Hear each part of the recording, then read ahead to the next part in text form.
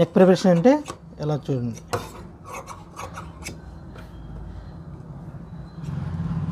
So ఇది hand work కోసమని ఇప్పుడు కట్ చేసుకుంటా.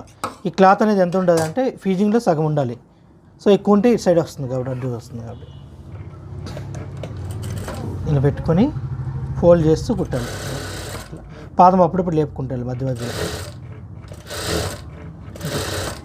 సో ఇక్కడ టర్న్ అవ్వని దగ్గర చిన్న కాట్ పెట్టుకుంటే సరిపోతుంది.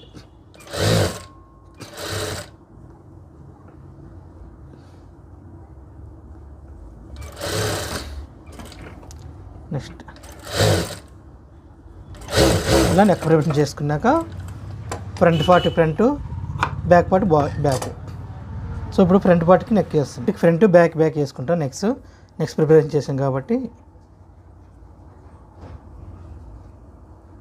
కార్డ్ పెట్టుకోవాలి కంపల్సరీ. కార్డ్ పెట్టుకుంటే సెంటర్